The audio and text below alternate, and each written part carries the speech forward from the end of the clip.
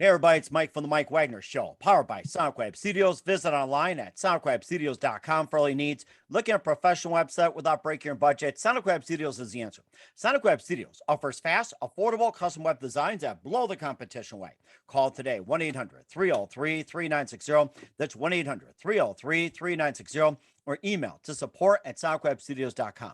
Mention Mike Wagner Show, get 20% off your first project. Sonic Web Studios, take your image to the next level. Also, time to give official shout out to our official sponsor of the Mike Wagner Show, international warring author Mia Molson-Zia. If you love fast-paced mysteries, you'll love Missing by Mia Molson-Zia, available on Amazon in paperback and ebook. Missing is fast-paced and intriguing with an unforgettable twist. Takes place in 4 countries, 2 strangers, 1 target, where truth is an illusion and those you love will be the first to go missing. It's available on Amazon in paperback and ebook. Missing by Mia Molson-Zia has garnered great reviews and even loved and endorsed by Howard celebrities, including Joanna Cassidy, Forbes Riley, and many others. So grab your copy today for Goes Missing by Mia Molson-Zia, available on Amazon. Also, check out the Mike Wagner Show at themikewagnershow.com on over 30 podcast platforms, including Facebook, SoundCloud, Spreaker, Spotify, and iHeartRadio. Also, Anchor FM, iTunes, Google Play, Amazon, Audible, Apple Music, and more. Take us with you on any mobile device. Subscribe to the Mike Wagner Show on the YouTube channel.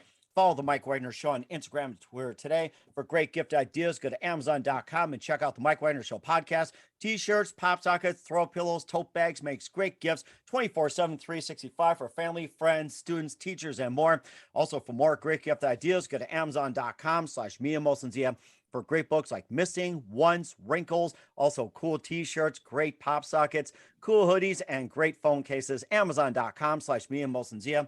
Also, support the Mike Wagner Show on Anchor FM, along with PayPal and the MikeWagnerShow.com. Make sure you do so today. He's back by popular demand, and he's always a joy to be on as well, too. I learn a lot from this excellent gentleman. He appears on Coast to Coast, and you can catch him on Wednesday nights, if I'm correct on that one. And he's called The Next Lineage of Seminal Thinkers and the Next Stephen Hawking, according to British TV. And he's author of 7 books, publicist for several musicians, published and lectured on scholarly conferences in 12 different fields, and involved in the $2 billion Moon Prize. We talked about it. And of course, if you want to get all the information, just go to MikeWagnerShow.com and check out Mike Wagner Show interviewing Howard Bloom. And this time, let's put on our thinking caps and let's get in your seats.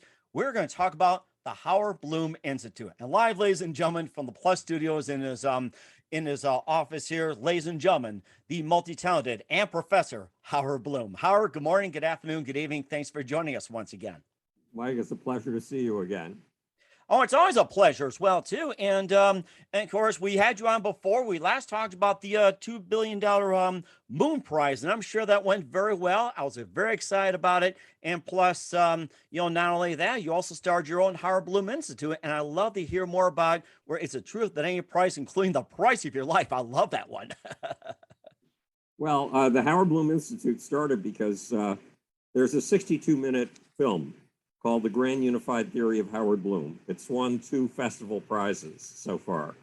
And in that film, the filmmaker decided to follow me as I was heading into Manhattan to finalize a will that would leave all of my property to one of my biggest fans so that he could start a Howard Bloom Institute. And the idea was to keep my ideas, my peculiar way of thinking, and believe me, it is peculiar, Mike, alive long after I'm gone.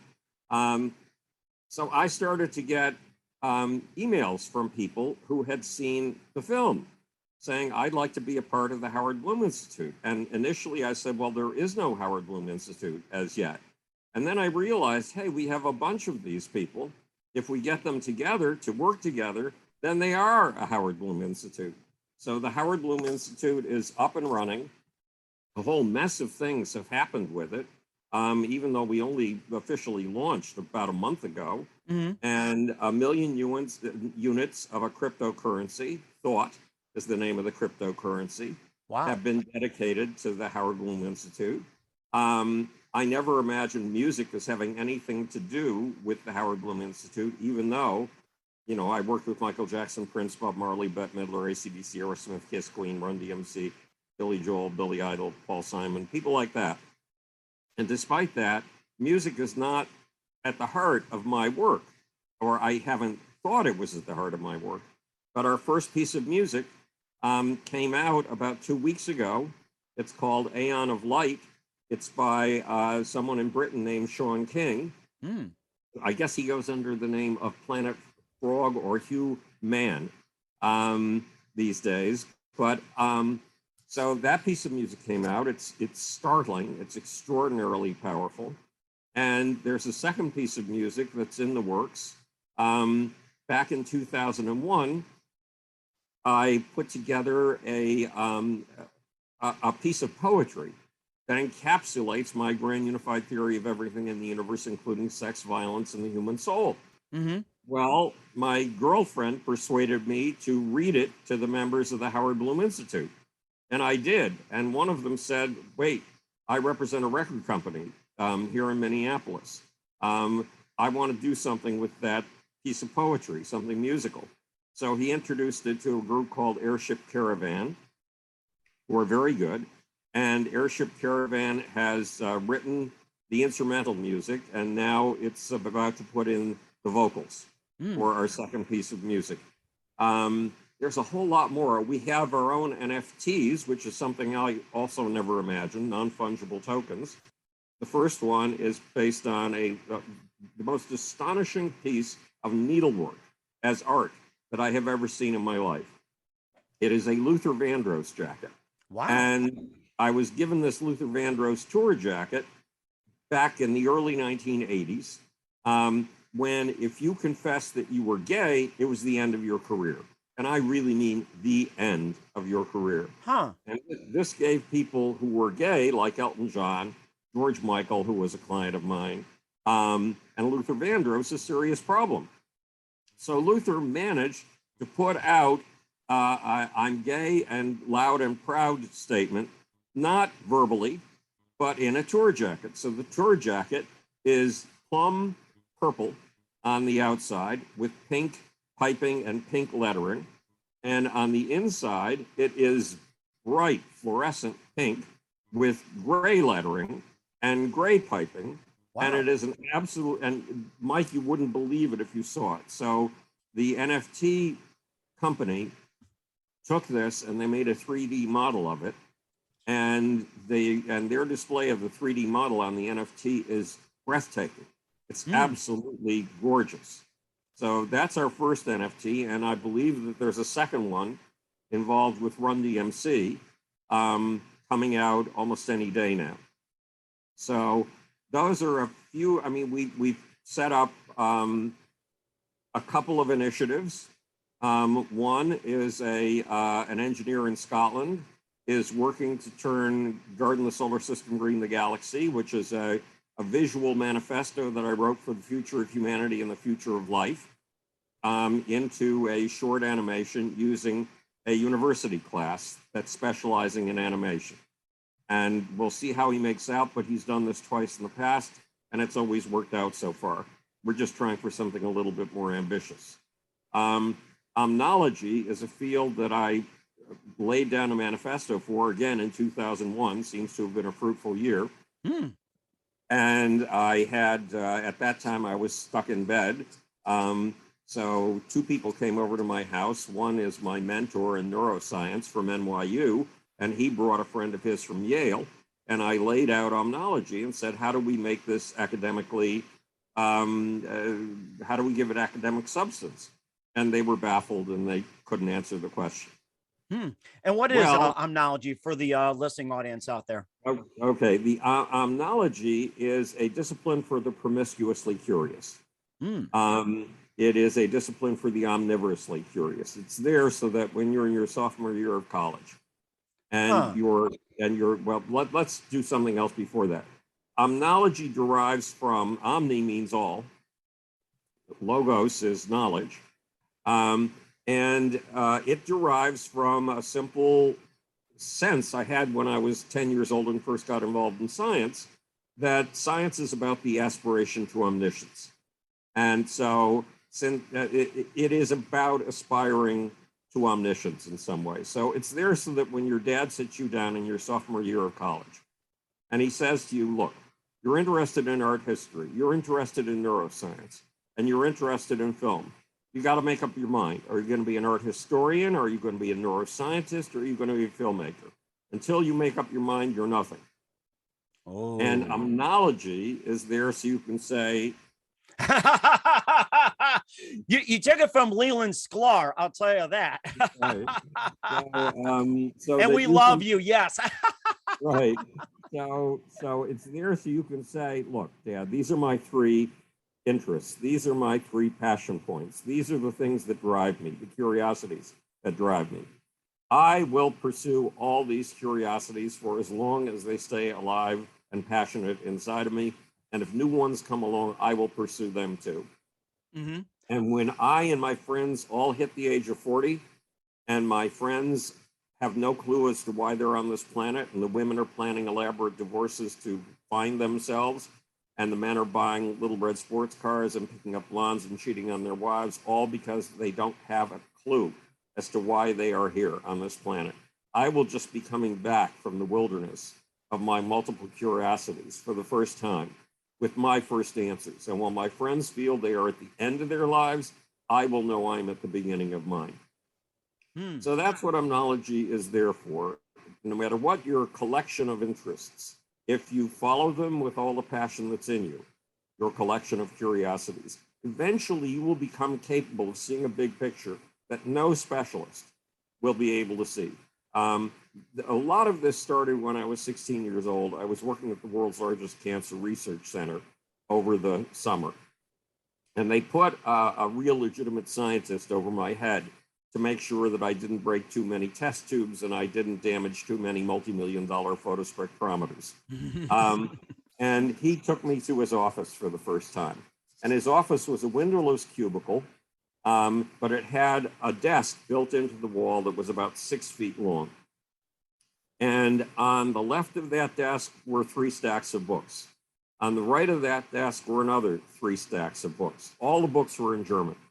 And this scientist, Phil Fish, had been trying for 3 years to synthesize just one complex molecule. And he said, you see those books on the right? Those are the books I've finished to be able to synthesize that molecule, this molecule. See the books on the left? Those are the books I have yet to read before I can synthesize this molecule. And in other words, he was going to be doing this for 5 years of his life, one molecule. And I realized that is not the kind of science I want to do. Phil Fish is digging the equivalent of a hole in the ground for a prairie dog. And in the process of digging it, he has cut himself off from all the light. And all he can see, if he can see anything at all, is the darkness and the earthen walls around him. That is not what I want to do. I want to be able to fly over the landscape of all of the sciences and use the specializations as pixels in a big picture. And if you follow your multiple curiosities, you too, by the time you're 40, will begin to come up with a vision of the big picture that contributes to science, because specialists like Phil Fish, can only exist if they have questions to pursue. And the people who come up with the questions are the omnologists, the people who fly over the landscape of all of the scientists, like Charles Darwin did, like Leonardo da Vinci did, and see the big picture and bring it back to the rest of us. From that big picture come the new set of questions for the next generation of specialists to dig in. So omnology is one of our major projects, and Kepler Space University in Florida has asked us to put together a 4 to 6 week course on omnology. So that's our toehold in academia. The Phi Beta Kappa chapter in the Twin Cities, Minneapolis and St. Paul, is interested in making that course available to their people as well. And the ultimate goal, the program is being run by Cheyenne G, who's a research scientist, who has been an omnologist since she was 5 years old, but had no name for it, and as a consequence was just considered an oddball, even in her own mind. And if she had had that term, it would have validated her. It would have justified her when she was 5. So her goal is to ultimately get down to 5-year-olds. Wow. With this approach. So there's so those are 2 projects: the Garden the Solar System, Green the Galaxy, and omnology. There's another one that I plan to get off the ground in January And it is saving Western civilization, saving the Really? values of Western civilization. Why? Because every system of belief that grabs hold of our idealism makes the claim that it is going to lift the poor and the oppressed. But the Western system has done that more than any other system in the history of the planet. And what do I mean? If you had been the poorest paid worker in England in 1850, you would have earned a seventh of what the poorest paid worker earns today. In other words, the poorest paid worker in London earns what an entire tenement full of Irish dock workers earned in 1850. Wow. If you've been born in the Western system in 1850, your life expectancy would have been 38.5 years.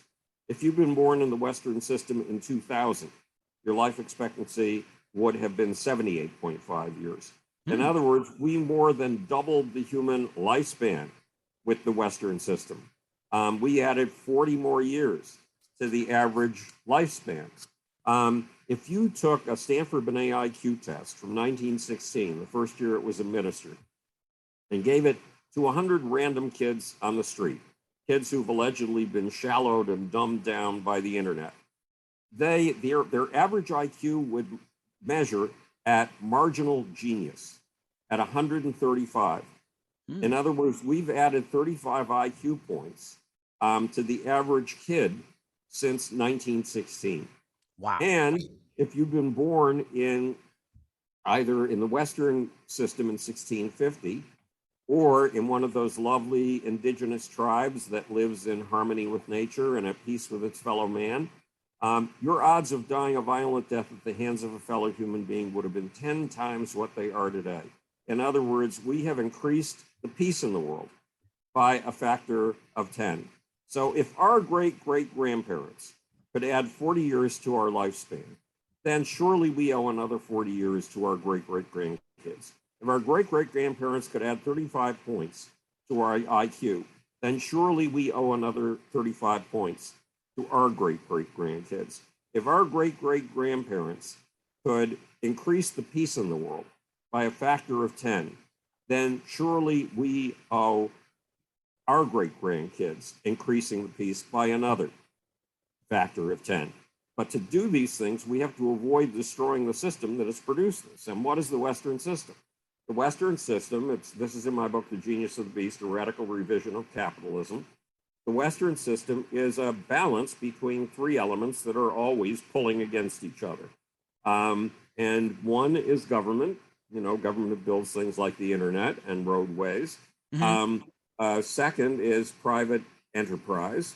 And right now, private enterprise is giving us our Mars program, thanks to Elon Musk, that NASA cannot give us, has not been able to give us.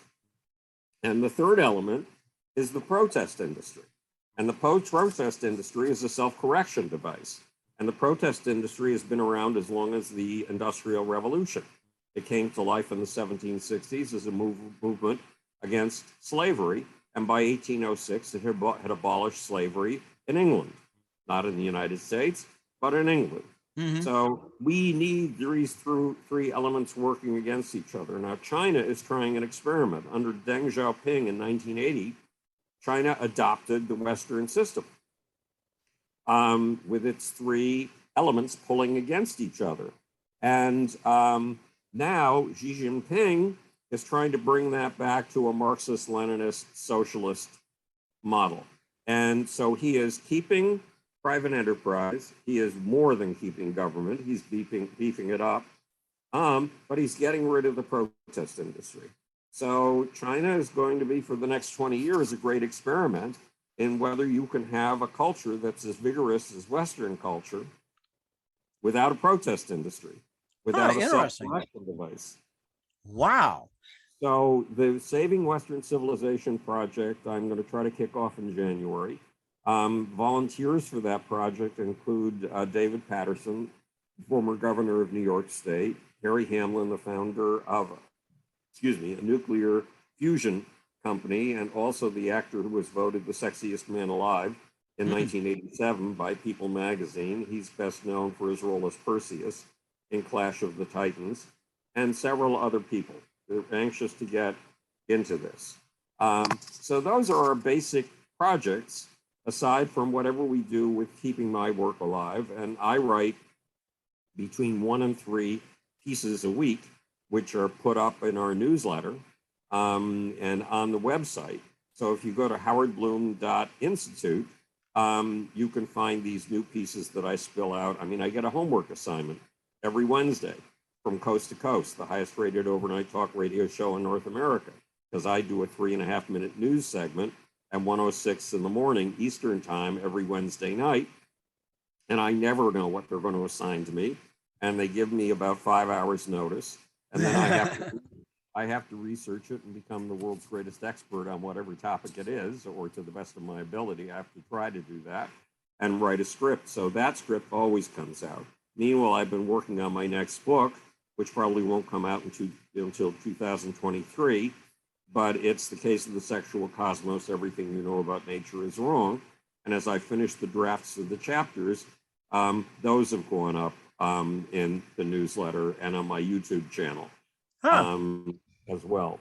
That's really interesting. What's the book about, by the way? Just not give away too much. So the book is about the fact that there are some assumptions in science that are absolutely untrue. And one is the law of least effort. Nature goes about everything in the thriftiest manner possible. She does not. Nature is wildly indulgent. We think we are the source of consumerism, materialism, and vain display. We are not. Materialism, consumerism, and vain display have existed in nature ever since nature invented sex about 1 billion years ago. Look at a peacock's tail. That's the arch example. That is waste, indulgence, and vain display. That is materialism, consumerism, and vain display. But it is useful for females because a male who can possibly have magnificent tail feathers and not get eaten by a hawk, since those tail feathers are just a billboard for hawks, come and get me, is put through a kind of selective sieve before he's able to inseminate the females. So this does the females a favor. They don't have to go out and challenge the woes and griefs of nature. The males can do it on their behalf and then come back with genes that have been proven through use and proven through the greatest difficulties you can possibly imagine, like that enormous tail that makes it almost impossible for you to fly, for God's sakes. Shame on NBC on that one for those peacocks. Yes. Shame on NBC. Yes, exactly. So the basic premise of the book is that the law of least effort doesn't work. And the law of entropy doesn't work in this cosmos. And this shows you how materialism, consumerism, waste, and vain display have been alive in nature for at least 1 billion years. But there's a fascinating, amazing story behind it. So that's what that book is about. I'm working on 3 chapters on Anne Boleyn right now because her relationship with King Henry VIII was very expensive for everybody. Wow. Both for King Henry, and it was expensive for her.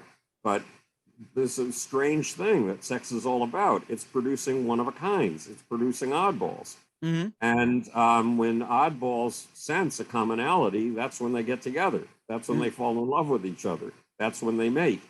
And the result of this mating between Anne Boleyn and Henry VIII was not just Anne Boleyn's beheading, which was an unfortunate consequence. It was the birth of a daughter. And that daughter was Queen Elizabeth, the first Queen Elizabeth. And Queen Elizabeth was so consequential to England that we refer to an Elizabethan era. I mean, it produced, among other things, a whole new kind of theater. And the town fathers in London wanted to shut that new form of theater down because they said it was all about sex and violence, and young people were going to these theatrical displays and were being exposed to sex and violence, and it was going to corrupt their morals. So the town fathers put out an absolute edict that this entire theater industry should be shut down. But the Queen, Elizabeth, loved the new theater. And she kept it alive and open despite the town fathers of London. Why? Because Queen Elizabeth was an oddball. So you put the right oddball in the right circumstances, which only happens 1 in a billion times or something like that. And all of a sudden, there's the equivalent of a tornado in the forces of history. Wow. And things change. So that's what these 3 chapters that are the concluding chapters of the book are about. But I research every sentence I write, Mike. And sometimes it can take me several days just to research a sentence or a paragraph. Huh, that's fascinating. I wish I had the time in the world to research my sentences and paragraphs. It's like I'm only allowed maybe about 5 or 10 seconds. That's how fast it's been for me. Right. And it's hard for me to find the time too, because I'm running 4 space groups, including the $2 billion Moon Prize group that you alluded to. And we just pulled off a meeting between David Patterson, who is the former governor of New York State, Robert Walker, who is the former head of the House Science Committee. Robert is a Republican. David is a Democrat. And Bill Nelson, who is the head of NASA. And the idea was to open our door to NASA, or to open NASA's door to us. This group is very much alive and kicking. And so are the other groups. I'm running too many groups right now. Well, that's a good thing too, because I remember we were around, we had a great discussion about the space race and everything else. It was between Elon Musk and Richard Branson as well too. It makes you wonder who's the third person going to be. Maybe it could be you. Who knows? No, the third person it's the second person. Branson has basically dropped out of the running. Oh, he did. He hasn't dropped out, but he's way behind. Jeff Bezos. That was the guy. Company. Yeah, he's way behind. So this is a race between Elon Musk and China. And Elon Musk is disturbed by, well, look, Joe Biden, who's my president, I'm a Democrat, and I very much support Joe Biden. But Joe Biden put on an event a month or 2 ago celebrating electric cars. And he had General Motors and he had Chrysler, but he did not have Elon Musk. How can you not have Elon Musk at an event that celebrates electric cars? And he's one that revolutionized the electric car, the Tesla. Yes, I mean, exactly. Oh my gosh, wow. And when GM tried to put out the electric car, it failed. And yet, because Joe Biden is so union-oriented, he locked Elon Musk out of this event because Elon Musk is not unionized. And then Elon Musk apparently pointed out on Twitter that his workers are paid more than the unionized workers at General Motors. Really? So America right now, NASA, when it comes to human spaceflight, is totally dysfunctional. Totally. And only Elon Musk is getting Americans into space on American vehicles. There was an 11-year gap when we couldn't do that. Now, NASA helped fund Elon to develop his Dragon capsule, but NASA couldn't have pulled it off by itself. Now NASA is developing, or Elon is developing, a Starship. What's a Starship? In the past, we've taken about 3 astronauts at a time to space in small capsules, including the Dragon capsule, which is built for a maximum, I believe, of 7. The Starship will carry 100 passengers and all of their luggage to space and ultimately to Mars. That's a radically different scale, and it changes the relationship between life and the cosmos. And what do I mean by that? When you take if I took you to space, Mike, I go. Yes, you don't realize it, but I'm taking an entire ecosystem. Why? Because you are 100 trillion cells, but 90 trillion of those cells don't even claim to be you. They're bacterial colonies. They're bacterial colonies garrisoning your nose and your throat against outside invaders. They're bacterial colonies in your gut that actually digest the food that you eat and make your vitamins B and vitamin K. You can't live without them. So I'm taking a large community of communities, a community that's 100 trillion cells, that's you, the communities of 7 trillion cells apiece that are the bacterial colonies that live inside you and allow you to continue to live. I'm taking an ecosystem to space. We have to garden and green the place. We have to take plants to space. We have to have farming in space. Ultimately, we have to build parks in space. And all of that is consistent with a vision laid out by a guy named Gerard O'Neill at Princeton University in the 1980s, who mapped out how we could have gardens and parks in space. We owe it to the rest of the living species on Earth. Why? Because once upon a time, 3.85 billion years ago, this planet was a poison pill of stone and the mother not just of climate change, but the mother of climate catastrophe. Just if you had been on the surface of this planet 3.85 billion years ago, every 3 hours, your temperature would have shot up 88 degrees. And you would have been exposed to this poisonous stuff called radiation. And every 3 hours, your temperature would have plunged again 88 degrees, and you would have been exposed to something equally toxic called darkness. And yet, in the environment of smoldering volcanoes, of a solar system that circles the core of the galaxy every 235 million years, going through all kinds of dangers that even Frodo the Hobbit would find damning.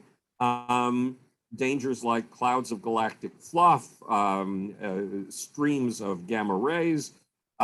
This is the planet of climate change beyond belief. We've had 2 ice ages in which even the equator has frozen over to half a mile of ice and snow in height. Even the equator. We've had periods of time where dinosaurs have lived at the South Pole because it has been so warm. That's nature that's produced these things. It's not tailpipes and smokestacks, it's nature. And yet life dared to get a toehold on this poison pill of stone in the face of all of these catastrophes and used and was able to harvest some of them. For example, remember that stream of radiation that hit you for 3 hours a day? Well, life took that radiation, kidnapped it, and brought it into the metabolic process of life. And we know what they did as photosynthesis. They took these insubstantial things called photons, parcels of light, and grabbed hold of them and used them in their chemical apparatus. Life has survived and thrived in this continuous concatenate of catastrophes through daring, through audaciousness, through harvesting every form of garbage and threat, every form of poison, and turning it into a treat, from taking every wasteland and turning it into a field of waving grain.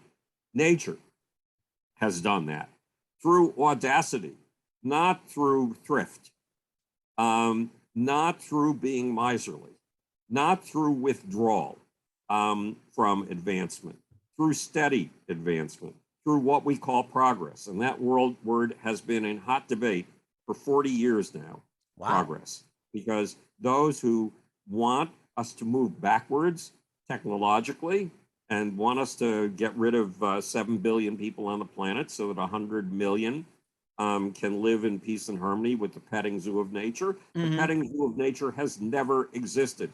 Nature has never been a petting zoo. Lions, jaguars, to feed their kids, they kill. That's monstrous, and that's nature. And what we are doing is the precise equivalent to what cyanobacteria, green-blue algae, were doing 2 billion years ago when they invented photosynthesis.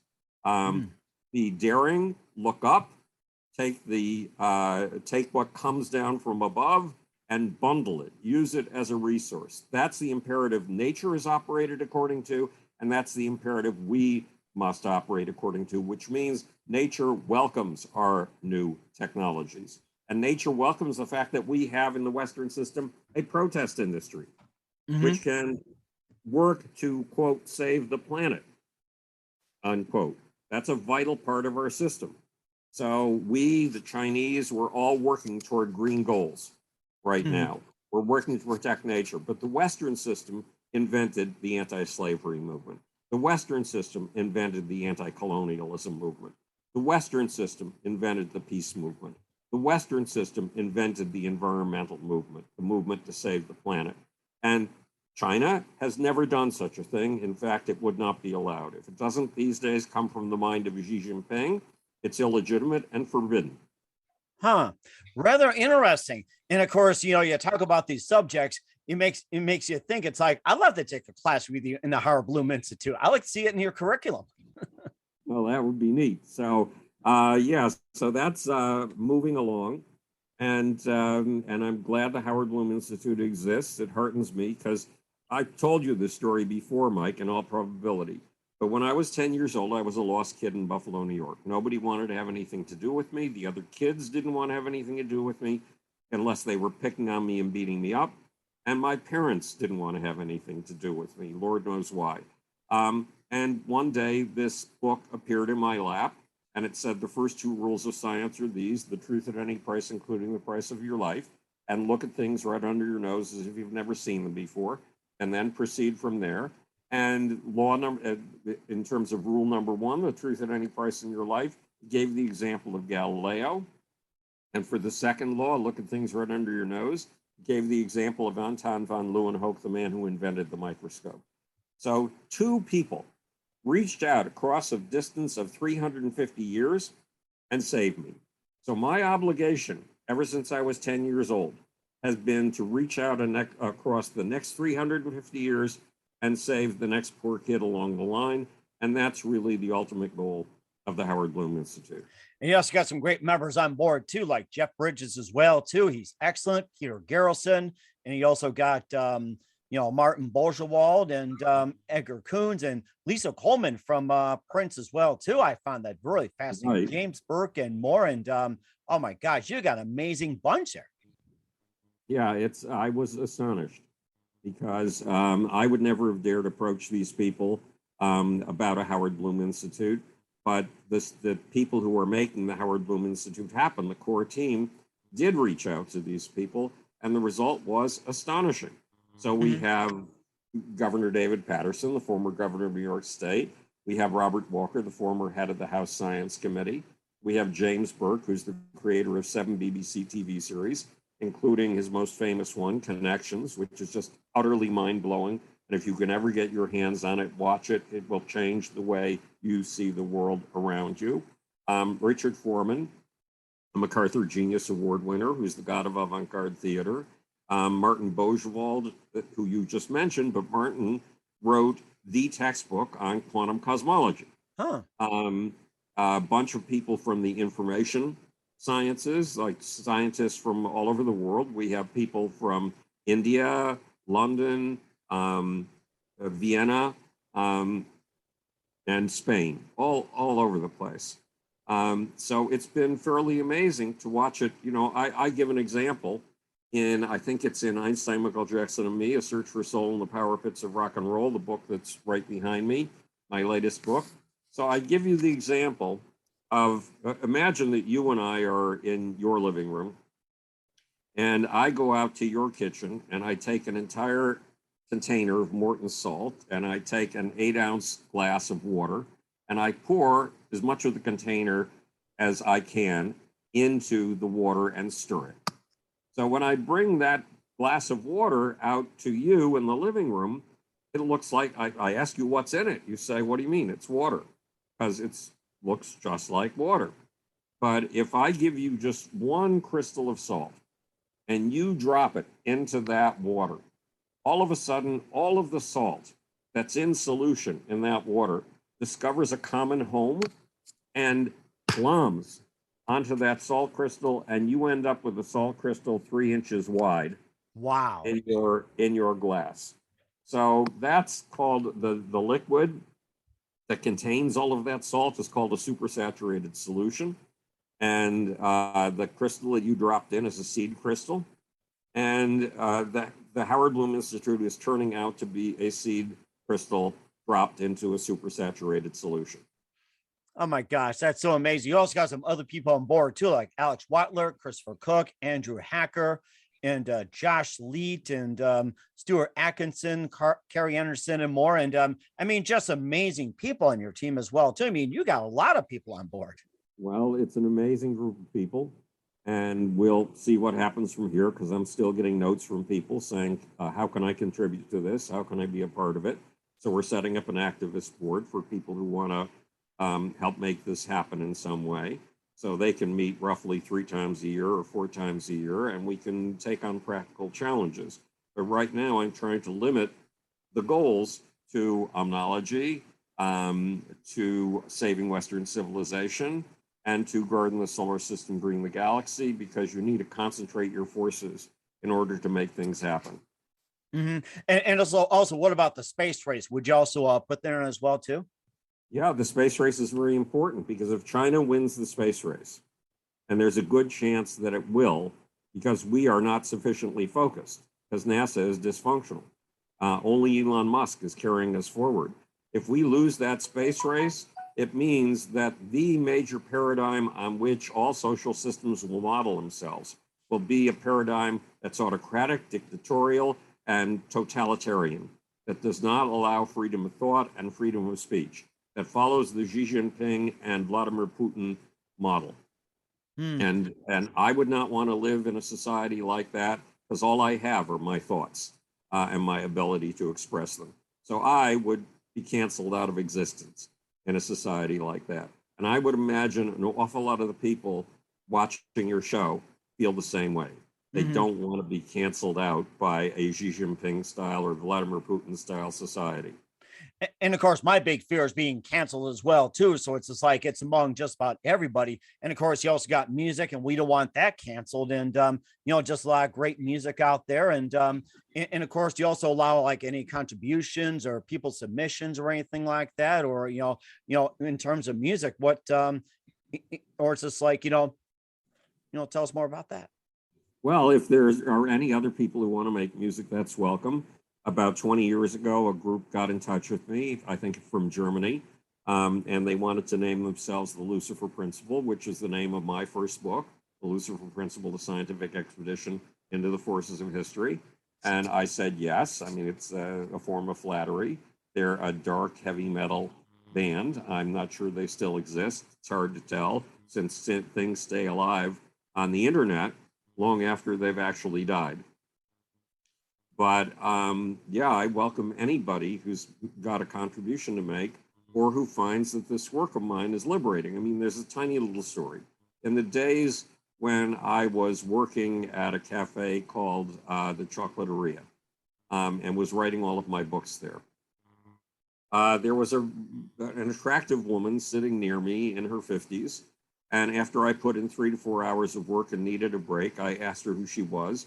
Well, she turns out to be an editor from, I believe, Oxford University Press. Wow. She's the online editor. And she said, "What field are you trained in?" And I'd never been asked that question before, Mike. And I thought about it for a second, and then I said, I haven't been trained in any field. That's been my greatest gift, that I haven't been trained in any field. Because when somebody trains you, they train you to think the way they do. They train you to carry out the programs that were their programs and to finish them. They put blinders on your eyes. And fortunately for me, no one has ever tried to do that to me. And the result is I don't have the kinds of blinders that other people are stuck with. So it's been a huge gift to have no training, and yet to be able to contribute articles and lectures in 12 different scholarly fields, for everything from quantum physics and cosmology up to evolutionary biology, governance, and information science. That's rather interesting. And what else can we expect from you in the Howard Bloom Institute, and what you're looking to add, especially come up in 2022 and beyond, Howard? Well, it's a good question. You can see the Omnology project move forward by the end of 2022. The Omnology course should be up and running. The Save Western Civilization project should be up and running by then. Garden the Solar System, Bring the Galaxy, the animation, should be almost finished at that point. And those are our 3 basic projects, unless I think I'm missing something. God knows what it is. But that's what we really have to concentrate on. And meanwhile, I will finish The Case of the Sexual Cosmos. Everything you know about nature is wrong. And I will find a publisher. And hopefully by the end of 2022, there will be a publisher in place, and that book will be on the verge of being available. And I will have to start work on my next book, which is The Grand Unified Theory of Everything in the Universe, including Sex, Violence, and the Human Soul, where I try to pull together the elements of all of my books. That is so amazing. Definitely looking forward to having on Howard Bloom once again. Howard Bloom, the Professor Howard Bloom of the Howard Bloom Institute and the Mike Wagner Show, and called Next Lineage of Seminal Thinkers. Also, author of 7 books, published for several musicians, and published lectures. Just a bunch. And Howard, very big thank you for your time as always. You always amaze me and learn a lot from you. And once again, tell us, where can we find you? What's your website? And how people contact, where can people purchase or check out your works? Well, it's http:// and here's the real gist of the matter: howardbloom.net. Howard Bloom is all one word, and Bloom is spelled with 2 O's. So Howard Bloom, wait, it's howardbloom.institute. Sorry, there is a howardbloom.net. That's my personal website. But you can find out more on howardbloom.institute. You can find out tons of different information on each of those, actually. And if you find any of these projects interesting, go to the contact page on howardbloom.institute and let my team know that you're interested, and we'll figure out some way. I will get you the newsletter if you want it, which means you'll get my writing as it comes out of the laptop. And we'll see if we can involve you in some of these projects, if that's what interests you. Again, it's howardbloom.institute. That's certainly amazing. We will do so. Once again, Howard, very big thank you for your time. It's always great to hear from you, and looking forward to having you again soon. And we definitely love to have you back on. Just keep us up to date. And you're always welcome on the Mike Wagner Show anytime, Howard. That's terrific. Have a great night, Mike.